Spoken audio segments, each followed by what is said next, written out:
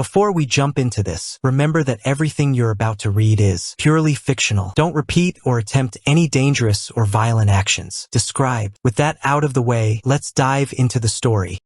We meet our protagonist, Kim, running out of a collapsing, flame-engulfed building. Desperately trying to save a victim, he trips over some scattered wooden debris. His radio's fried, his escape routes are blocked, and no one knows if he's even alive. He's doing his best to show courage, his willpower hanging by a thread. But let's face it, being a firefighter is no walk in the park. The rubble and lack of oxygen are wearing him down fast, yet someone's life depends on him pulling through. The flames have taken over the building entirely, making it a death trap no one dares to enter. Courage can be a tricky thing. It can either save you or doom you. For firefighter Rose, waiting for backup wasn't an option. Against all odds, she charges in after Kim. Pinned under debris that crushed his legs, Kim's regretting not being stronger. It's hard not to accept his fate at this point, whatever it may be. The outcome's inevitable. With his back against a column, almost out of air, he can't help but question the suffering of the victims he couldn't save. The fear of facing death without resisting it, he thinks. Surrounded by flames, all that's left in his mind is one wish, to be a firefighter again. But then, more debris falls, and his life slips away. Or does it? Suddenly, Kim hears his instructor screaming at him for being distracted, smacking him upside the head while shouting, "This isn't a drill!" Confused, Kim wonders if he's still alive, especially since his instructor, who died 9 years ago, is right in front of him. The instructor yells again, telling him to snap out of it. Kim nods, still confused, but somehow moving forward, almost as if on autopilot. They're entering a building and Kim recognizes the scene. It's his first massive fire rescue at a mall. That day, the whole fire department was called out, and they saved most of the civilians, except for 2 girls trapped on the 7th floor. Kim remembers it all too well, because he was at their funeral. He's not sure if this is real or just a dream, but whether it's real or not, Kim can't let them get trapped again. He's determined to save them this time. His instructor looks at him, worried that his soul almost left his body for a moment, and tells him to follow. The mission's clear: save everyone on the 7th floor, no matter what. With an axe in hand, the instructor breaks down the door, charging in. He's counting on Kim, who knows exactly what to do now. Kim wants to believe it's a dream, but everything feels too real. The only thing on his mind is those 2 girls. They move forward, but suddenly, they run into a huge virtual system in the middle of the room, telling them that they need to save the 2 people on the 7th floor, but they've got a limited time to do it. The reward for saving them: experience, skills, and the rank of rookie firefighter. Kim's totally baffled by this. Another system pops up, this time offering an item, the fire axe,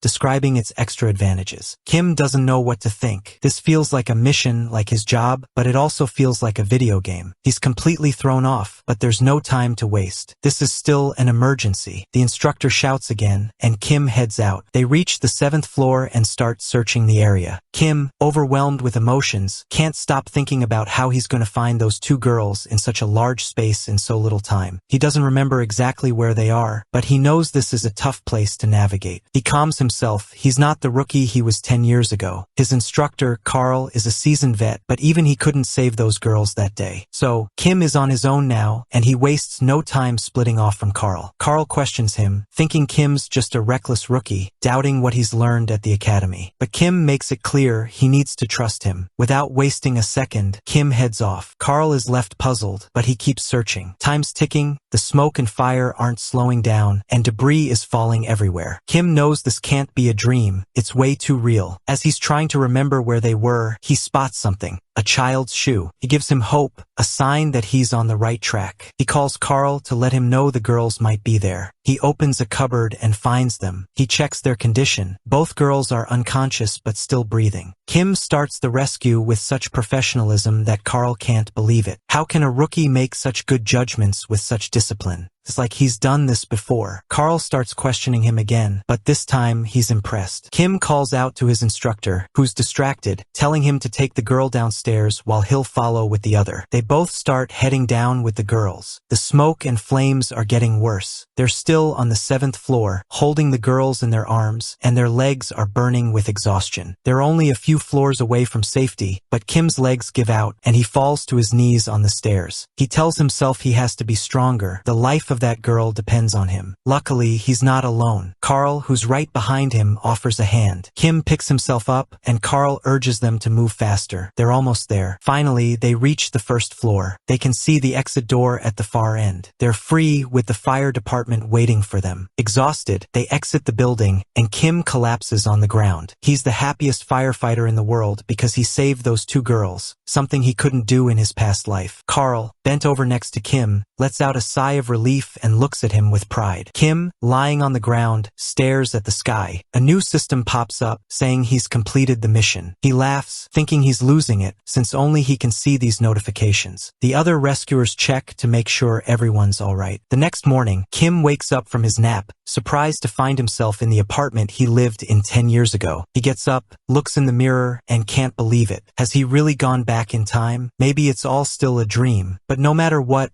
matters is that he's more alive than ever and has his future memories intact. This is so crazy that Kim can't help but wonder if he really wants to keep being a firefighter. He's 26 now, can do anything, and has no complaints. From now on, Kim decides to live a new life, but suddenly, a new info window pops up, displaying his name, age, level 5, and his rank, rookie firefighter. Kim's left questioning what this is, but this time he takes a moment to analyze it. He remembers all the times he saw these notifications before. He looks closely. Thanks to completing yesterday's mission, he's now level 5. The rewards? Increased physical abilities. Kim's still confused, so he starts checking his body. Did he really get an ability for leveling up? But honestly, he feels less tired. It turns out that leveling up makes him stronger and gives him abilities. But if Kim's not going to be a firefighter, why is he thinking about this? He should just focus on living life, right? Immediately, he tries to remember a lottery number or an investment. The truth is, Kim's been so focused on his firefighting career that he never really had the money to invest in real estate. So, now he's thinking about promising jobs to live a comfortable life. He sees a couple walking by and thinks that, for sure, he'll have a happy relationship in this life. Suddenly,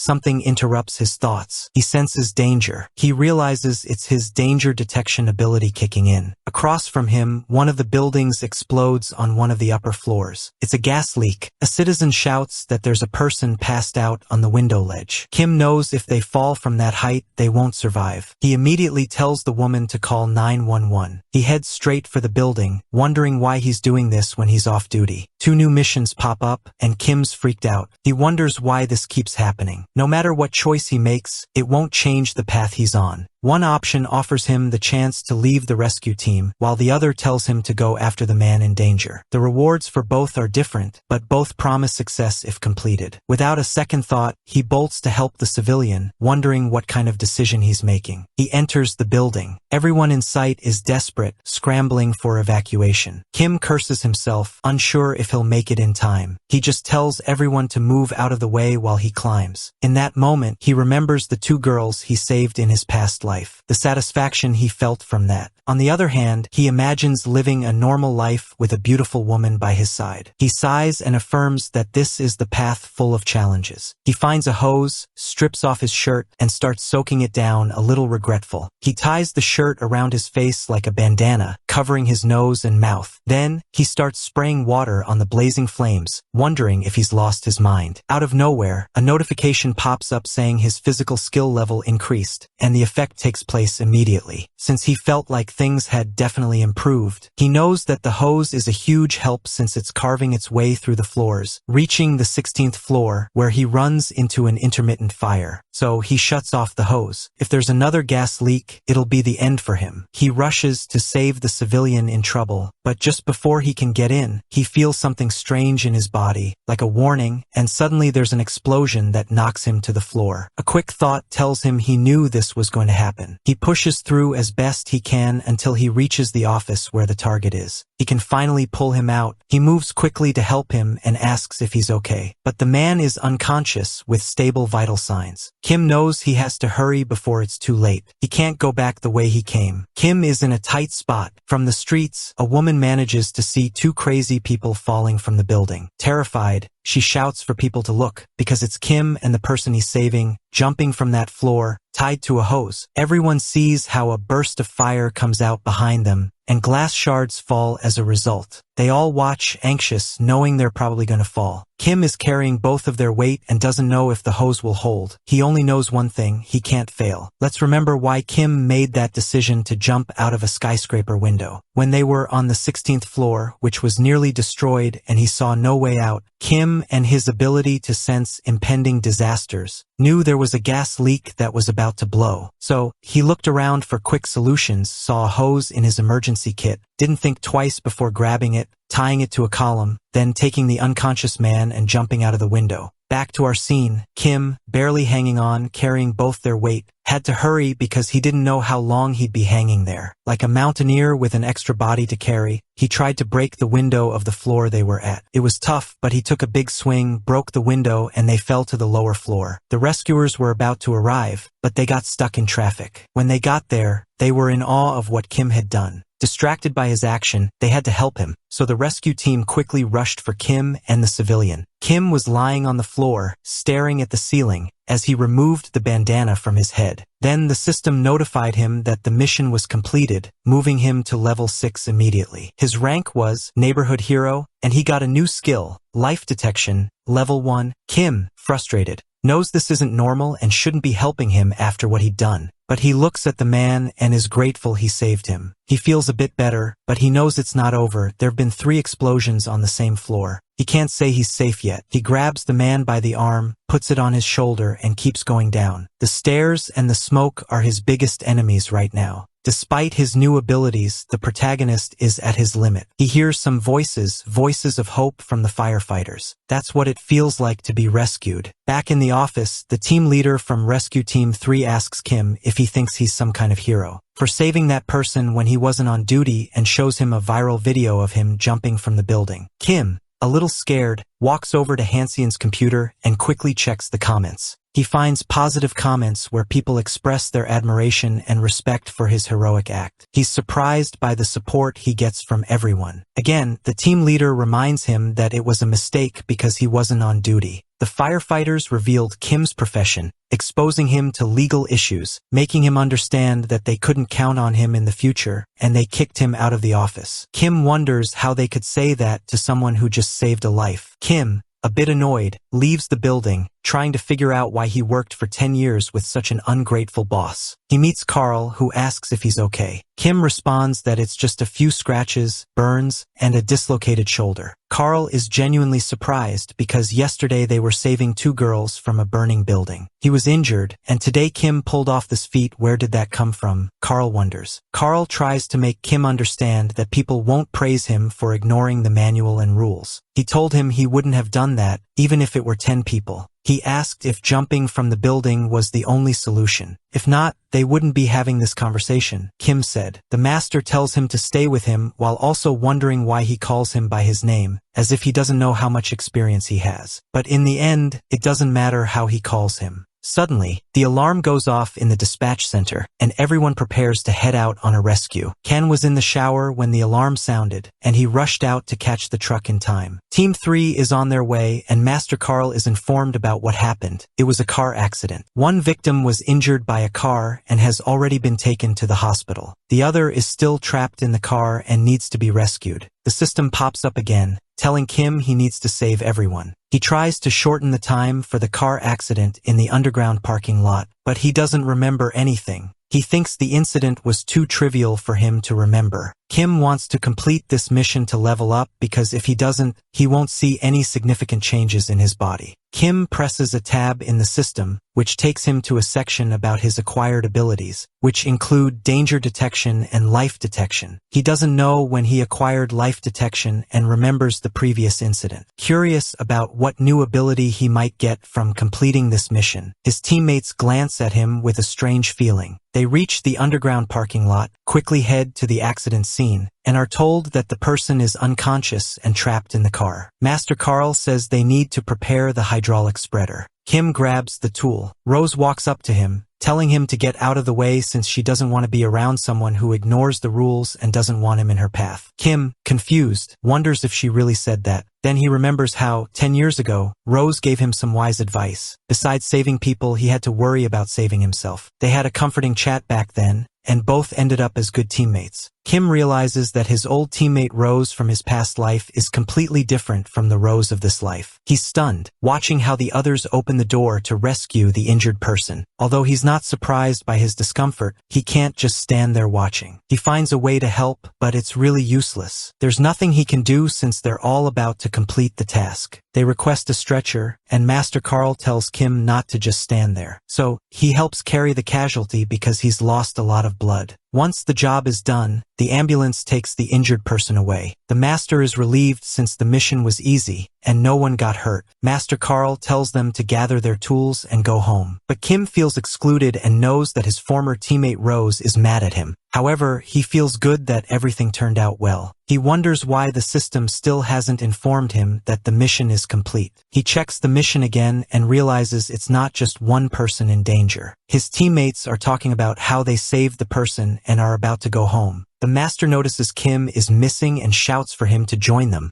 But Kim knows there's more people, so Kim tells Master Carl they should check the area again. He tries to tell Kim there's no other victim because he already checked the surroundings. However, Kim knows there must be another injured person around. Rose, Kim's teammate, suggests they leave, but Kim reminds them he's still a successor. He called him by his name, saying, "What if they report a death from our rescue?" This makes Rose even angrier. He leans in and grabs Kim by the collar, saying it's disrespectful to ignore them, act superior, and ignore the rules. Kim just tells him to give him some time and calm down. At that moment, everyone's mad at Kim. The Master gives him a direct order to get on the fire truck, ignoring what Kim says. Kim knows there's another person in danger, but he can't tell them about his missions or his abilities, although he remembers he has special abilities, one of which is life detection, so he has no other option but to use his special ability. The others, still annoyed, head towards the fire truck. Carl notices Kim isn't following them, so they stop and look at him. While Kim is trying to locate the missing people, he realizes that within a 10-meter radius, there are 13 people. His ability works by detecting the number of heartbeats. He notices that among the people present, there are only 12 heartbeats, indicating that there's one person missing. The instructor shouts at Kim to head to the truck. Kim looks him in the eyes and tells him that if they don't act quickly, this person will die. The instructor remembers the same look Kim had the day he saved the two girls. This made him hesitate, so he tells everyone that something might have happened that they missed. They start searching again, and despite being confused, everyone obeys the instructor. After searching with no positive results, Rose gets even angrier and demands Kim explain himself. The police officers say they didn't find anything. The tow truck had arrived to remove the wreckage of the car. Kim continues insisting that someone is missing. The instructor tells Kim they're not going to search anymore and that he'll wait for him once they get back to the station. The officer mentions that the front of the car was destroyed and was being hooked up to the tow truck. The manager was upset about the rush to move the car. Kim overhears this and realizes he's searched everywhere except one place, the trunk of the car. He rushes to the trunk and hears a whisper, which gives him hope that the missing person is there. He immediately calls for a hydraulic spreader. Rose couldn't believe it. Ken quickly brought the tool and they opened the trunk. They found a badly injured girl who had lost a lot of blood. Everyone was shocked by what Kim had found. They immediately asked for first aid. The girl, who was about 10 years old, only whispered for her mom. Kim reassured her that she would see her mom soon. They knew they had to investigate the driver because this wasn't just a simple accident. Some time passed, and they were all back at the station. Carl arrived, angry about the false call. "There are really careless people who don't understand that this is no game," he said. "People who actually need the fire department services, only for clowns to waste our time." Despite being angry when he arrived at the fire station, Carl was surprised to see everyone still there. He asked why they hadn't gone home yet. Rose, upset that their protagonist was right, though happy that they saved the helpless girl, explained that she was recovering in the hospital. The instructor called Kim, informing him that the hospital had contacted him to say the girl was doing fine. Kim was happy with his work. There had been a small problem with following the instructions, but he was still grateful. Rose, in the background, was still angry with Kim for breaking the rules. Their instructor sent everyone home, saying it had been a good job. Winter came, and our protagonist was complaining about the cold. He needed to buy more clothes when he got paid. He was waiting for an old friend, Wilson, Wilson when he arrived. They went to a restaurant to talk about their lives. They talked about the great feats the protagonist had done, including the viral video, while looking ahead at his agenda. Wilson confessed that he was worried when he saw the video, as it showed our protagonist risking his life. He just wanted to make him understand that he wasn't just a rescuer, and that he had friends waiting for him. After the heartfelt conversation, they said their goodbyes and wished each other the best. Our protagonist invited Wilson to stay at his place since it was getting late, but Wilson made a joke about the apartment and took a taxi to his own place. Kim made a joke about his hair loss and ran off. In recent weeks, our protagonist had been saving small lives and completing missions. His level had significantly improved, reaching level 12, and his physical abilities had also gotten stronger. He could now handle the 40 kilograms team with ease. Kim had followed protocols and orders from his superiors. Meanwhile, our protagonist was racing against a bus to reach the fire station. Kim arrived at the fire station, greeted his colleagues, but Rose still treated him like he was invisible. Ken approached our protagonist and asked him what his secret was, since no rookie could do what he did. Kim got a little nervous, but his friend laughed and said he was just joking. Although, in reality, he knew that in the future, he wouldn't work with Ken because of two reasons. Our protagonist would be transferred, and Ken would suffer an injury in a future incident that was about to happen. Our protagonist knew that, like the kidnapping cases, many more would come, and he had to remember all the events from his past life. He took out a notebook and started writing down the events he remembered. His abilities had been of great help, but he needed to learn how to use them. He also remembered that a massive forest fire was coming, a terrible disaster whose scale and damage were incomparable to a regular wildfire. In this fire, his friend Ken would be disabled. Our protagonist wanted to prevent the incident, but couldn't remember the exact moment when Ken got injured. The instructor, Carl, arrived and asked why he was so nervous, suspecting he had a bad feeling. Our protagonist got nervous and told him it was nothing. Everyone noticed that the instructor was talking to Kim, and Ken joined the conversation. Ken started talking to him while our protagonist wondered if he should tell him about the forest fire. He thought he'd be treated like a lunatic. In the conversation between Ken and Carl, they discussed how busy they had been and how many lives they had saved. Ken emphasized our protagonist's role, which made him a little nervous. In the conversation between the two of them, Carl said that sometimes Kim seemed more skilled than him. Ken asked what was so special about this guy, and Carl explained his background. Our protagonist had lost both parents at a young age and grew up in an orphanage. Otherwise, he was ordinary. Nothing seemed to be hidden,